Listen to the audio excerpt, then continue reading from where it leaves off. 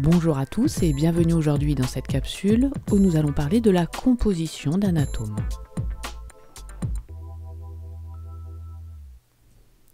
Nous sommes en classe de seconde, nous décrivons donc l'atome à l'aide du modèle de Bohr. Dans ce modèle, il y a un noyau chargé positivement, autour duquel gravitent des électrons chargés négativement. Intéressons-nous au noyau. Dans ce modèle, il est composé de deux types de particules, les protons et les neutrons.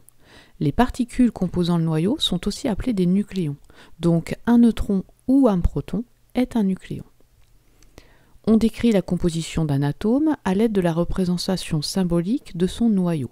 Prenons le cas général avant de faire quelques exemples. Ici, X représente le symbole de l'atome, Z le nombre de protons et A le nombre de nucléons, c'est-à-dire l'ensemble des protons et des neutrons dans le noyau.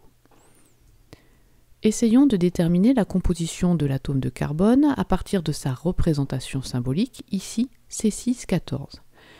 Voyons pour commencer le noyau. Il est composé de 6 protons, 14 nucléons, donc 14 moins 6 égale 8 neutrons, puisque les nucléons sont l'ensemble des protons et neutrons. Un atome étant électriquement neutre, il y a autant de protons chargés positivement que d'électrons chargés négativement. On en déduit qu'il y a 6 électrons autour du noyau. À vous d'essayer maintenant de décrire de la même façon l'atome de fluor. Mettez sur pause et essayez de le faire sur un morceau de papier. Voilà, alors la correction, 9 protons, 19 nucléons et 19 moins 9 égale 10 neutrons. La composition de l'atome de fluor, en plus de son noyau, il est composé de 9 électrons, puisqu'il y a autant de protons que d'électrons. Faisons maintenant l'exercice inverse. À partir de la composition du noyau, essayons de déterminer l'atome et sa composition complète. Donc on nous dit qu'il y a 4 protons et 9 nucléons. On peut donc en déduire qu'il y a 5 neutrons. Je vais donc indiquer le 9 en haut et le 4 en bas, mais comment trouver le symbole de l'atome? Eh bien, chaque atome est caractérisé par son nombre de protons. Il suffit de chercher dans le tableau des éléments comment s'appellent tous les noyaux qui possèdent 4 protons.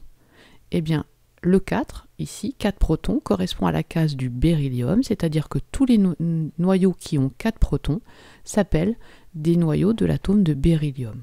Son symbole est Be. Voilà, et la composition totale de l'atome, 4 protons, donc 4 électrons.